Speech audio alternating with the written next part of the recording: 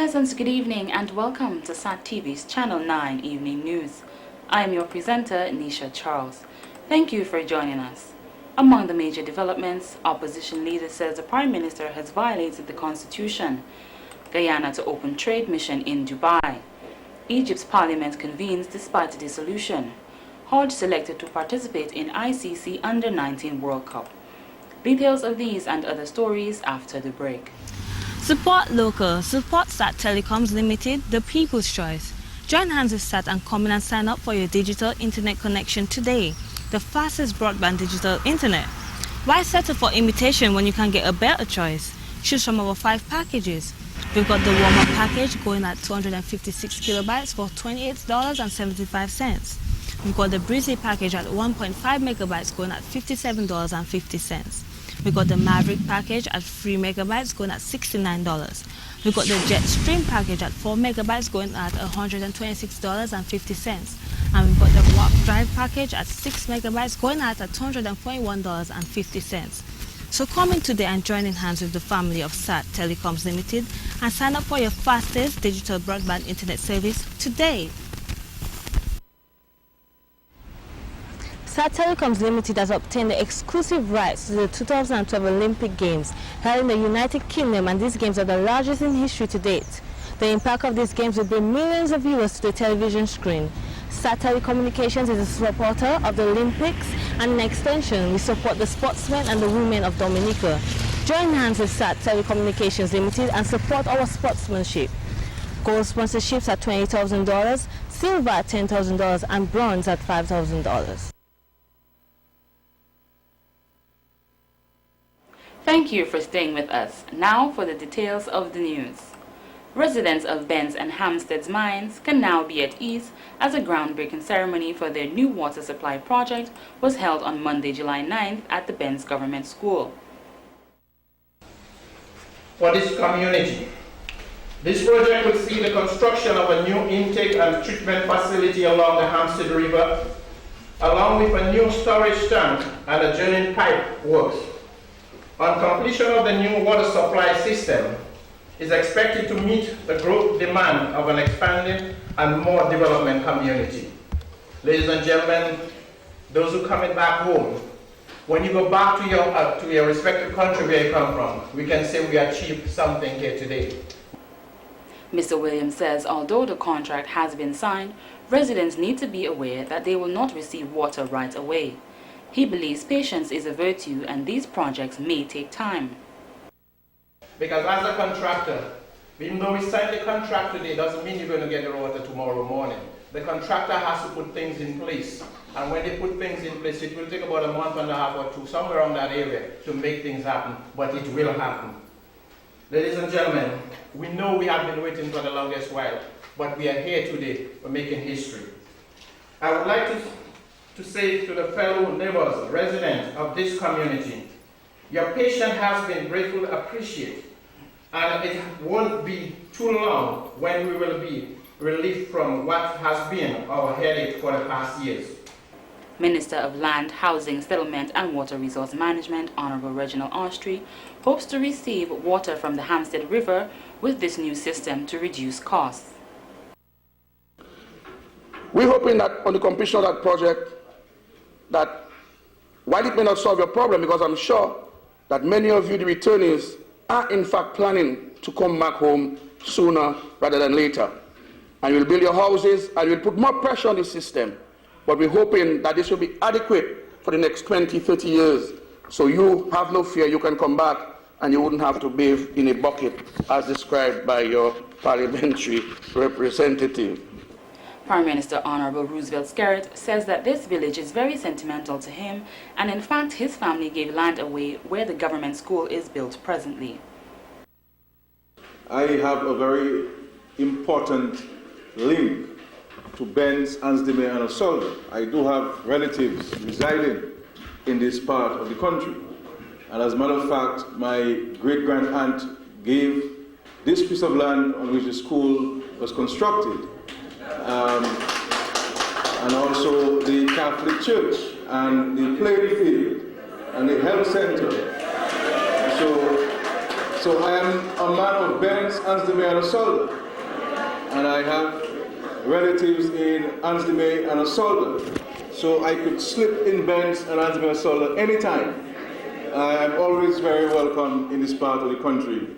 And I'm very happy to be here this afternoon to witness the signing of this much anticipated project, the Benz Ansdeme Water Project.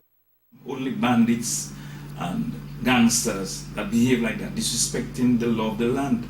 It's about the Constitution of Dominica, and we should not let anyone think that they're above the law. And that is what is happening in this country. We've scared. He can continue to disrespect the Constitution, and we all just sit there and laugh about it. It's not about the office of the leader of the opposition. It's about the Constitution of the Commonwealth of Dominica. These were the words of leader of the opposition United Worker Party, Mr. Hector John, in response to the action of Prime Minister Roosevelt Skerrit to appoint Superintendent Daniel Carbon as acting Commissioner of Police without consulting the opposition. Mr. John says that neither he nor any other member of the opposition United Workers Party were ever contacted for consultation on the decision to appoint Superintendent Carbon as the new acting police commissioner. The Prime Minister, before informing the President, he must consult with the leader of the opposition, and that was not done. I was never consulted. I only got a letter on the 6th, that's last week, Friday the 6th of July, informing me that Mr. Daniel Carbon will be acting Commissioner of Police from July 7th to September 30th. It's a total breach of the Constitution of Dominica. It's not the first time that Mr. Skerrit is doing that. Mr. John says Mr. Skerrit has repeatedly been breaking the laws of Dominica, and we Dominicans cannot continue to sit back and let him do what he wants like the country is his own. He added that we cannot allow one man to disrespect the Constitution of Dominica at will, and it needs to stop. I saw Mr. Skerrit on the 1st of July at Sufuya. We were mass together at Sufuya. I also saw him at the House of Assembly on the 3rd, and he mentioned nothing to me. And I only got a letter on Friday saying that he's going to appoint him on Saturday. And that is wrong. That is dead wrong. And we cannot allow that to continue.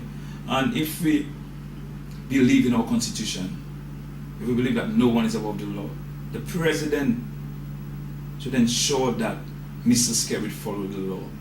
It happened twice before. I contacted the President and nothing was done.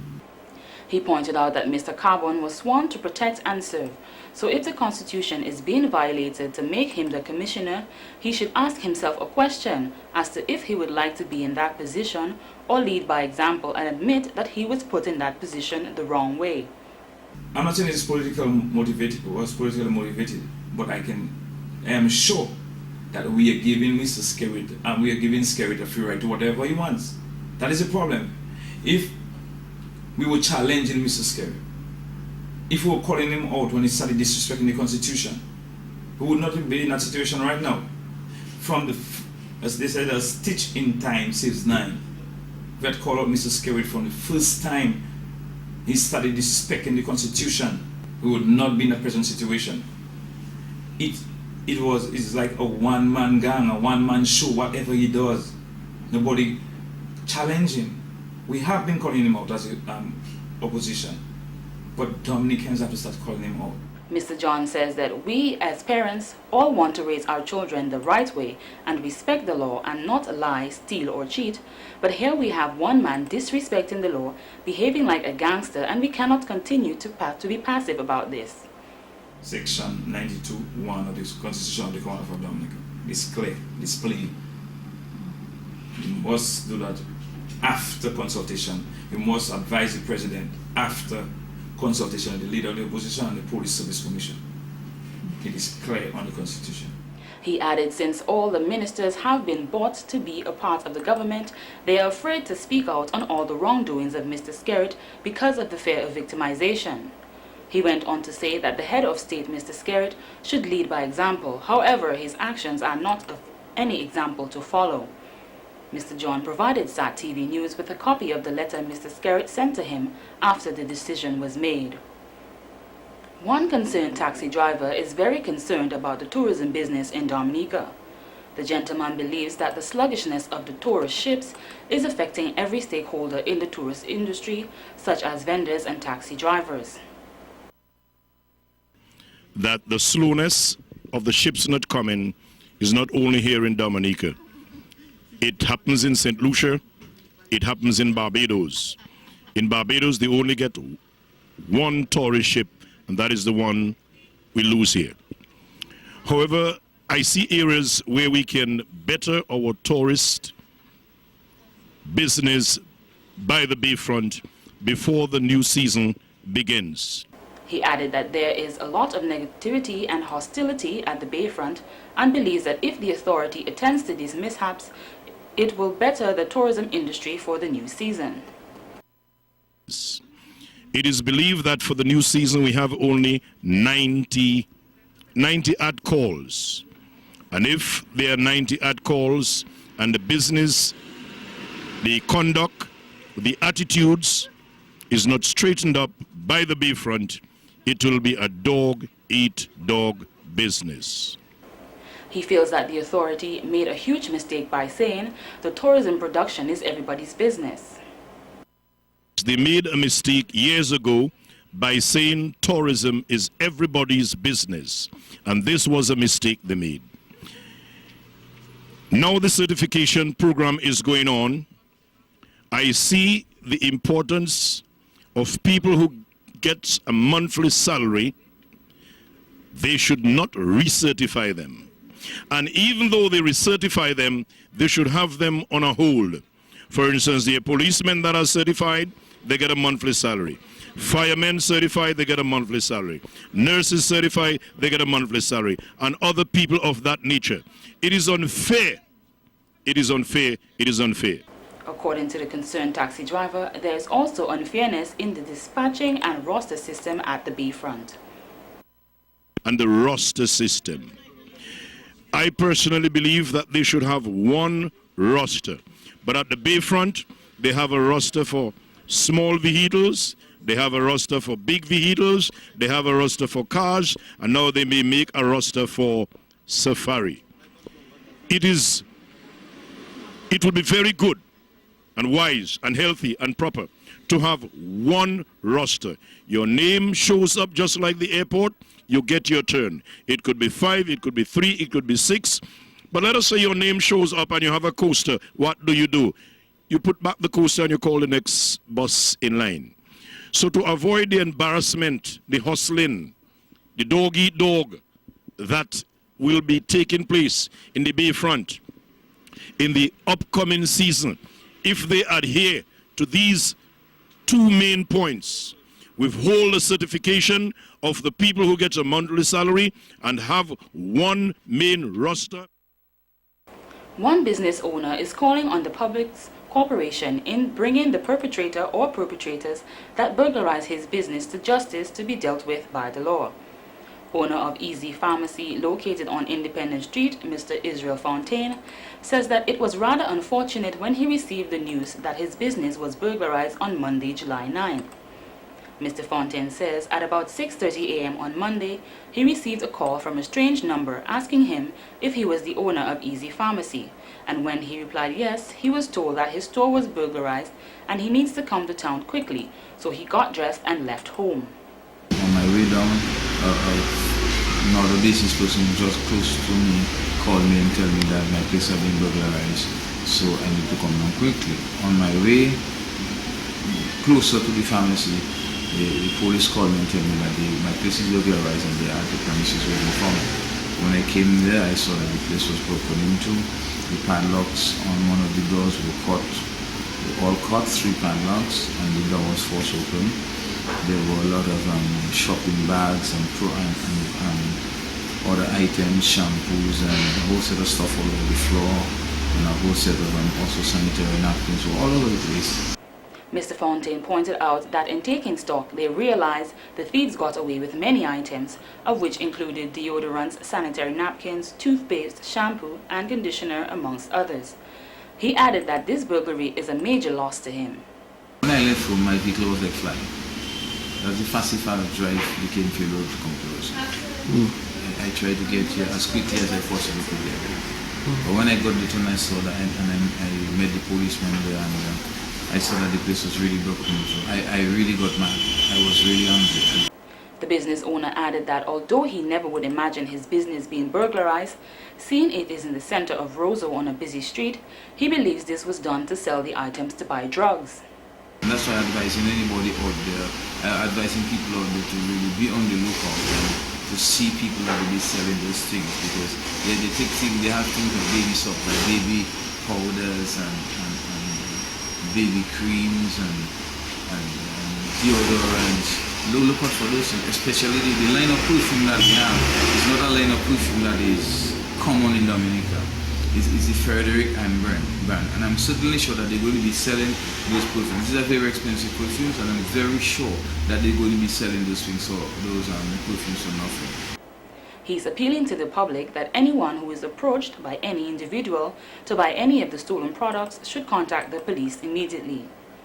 He added that the police told him that their patrol unit passed in front of the business just about 3 a.m. in the morning and the business was secure, so he assumes the burglary took place between 3 and 4:30 a.m. Yes, I usually leave lights on in the business. So if anybody enter, anybody passing could see that there were people in there. But when we came, the main switch was off. So apparently as soon as they break in, they ran and turned off the main switch. He said although they are still taking stock of the stolen items, he believes the loss is in the region of a few $1,000s. All day I've been feeling discouraged, really and truly, because business in Dominica is very tight. Things are very, very tight business-wise in Dominica. And for you to be putting so much into the business, I work from 7 in the morning to 11 at night, every day except on Sundays. And then for these things to be happening, you will definitely will feel discouraged. But I'm very, very thankful to the public and to all the people who have called me, expressing their support and showing their concern. Though not disclosing the plans, he says that he will put more security measures in place so that this does not occur at his business again. But at the same time, if the police catch the person and the person is linked to you, then you too will suffer the consequences just as the person who handling stolen goods. So my advice to anybody who has been approached to buy these items, please refer to the police so that they wouldn't put themselves at risk. Mr. Fontaine went on to say he hopes the authorities will work swiftly in capturing whoever is responsible for the burglary. We know it's very difficult for parents, especially for those persons who have students leaving the primary and entering the secondary. You move from doing 5, 6, 7 subjects a day to sometimes as much as 13 subjects in first form. And so you'll understand the expense parents have to go through. And so as a ministry, we are very grateful that you could partner Digicel, Waitakere National Trail, Kubali, and Crazy Teas to come together to contribute immensely to these people and especially the children of Dominica. An elated education officer, Mrs. Margaret Jules Royer, expressed her gratitude to sponsors of the Summer Hike Fest 2012. The hike is to help needy students with scholarships of school supplies, transportation, school fees, or uniforms. The hike will take place on the 11th of August 2012 on a section of Segment 5 of the Waitakere National Trail, beginning at the Research and Interpretation Facility in Pont Cassé and move onward to the Emerald Pool. The hike is expected to be approximately 2.5 to 3 hours, and the hike is rated as easy to moderate. So it's a hike that everyone, families, youth, the older ones, the more senior persons can attempt to do.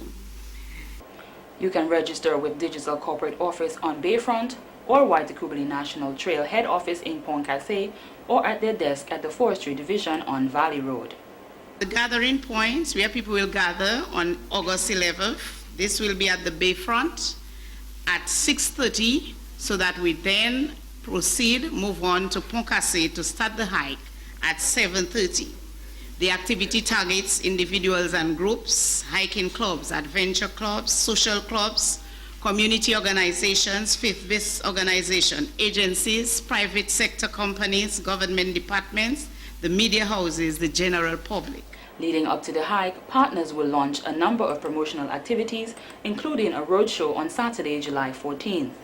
The Waitikobuli National Trail is grateful once again for the opportunity for intersectoral partnership, and this time, as I said, with Digicel, Crazy Teas, Lubia Water, and other partners who may come on board in this coordinated and collaborated effort. Thanks for being part of our Friends of Waitikobuli National Trail network as we seek to take greatest advantage of the one and only long-distance walking trail in the Caribbean. Acting County Manager for Digital Dominica Ltd, Mr. Johnny Ingle, is excited to be part of this hike because it is for the children, and unless we support them, there will be no progress. I look forward to, and I encourage actively, the people, the agencies, the hiking clubs, the youth committees, the government bodies, and the business community of Dominica to actively support this most worthy of causes. The registration cost is $40 EC, which includes a package with t-shirt, water, transportation, and guiding on the trail. The gathering place for the hike is on the bayfront at 6:30 a.m. on 11th August 2012. And in court tonight, it was a very sticky situation in court on Tuesday, July 10th, when one man was unable to secure bail. Marlon Prentice of Fields Lane in Roseau was slapped with 4 charges when he faced Roseau Magistrate Ozzie Lewis. One of the charges included beating Kamasha Alfred by punching her in her face on July 6th in Kennedy Avenue, which she pleaded guilty to. Mr. Prentice was also charged with acting in a disorderly manner on July 9th in Fields Lane, wandering on the premises of Kamasha Alfred with an unlawful purpose on July 6th, and using insultive language to her on July 6th, which she pleaded not guilty to all. Bail is open with a proper surety in which Mr. Prentice's brother, Mr. Corlinus Luge, was present to bail him. However, upon questioning, it was discovered that Mr. Luge is currently on bail. He was deemed unfit to stand as a surety to bail the defendant by the magistrate Ozzie Lewis. Mr. Prentice asked the magistrate if he could be bailed on his own recognizance, seeing his only option was unable to do so, but his request was denied. The trial into the matter has been set for September 11, 2012, and bail is open in the sum of $7,000.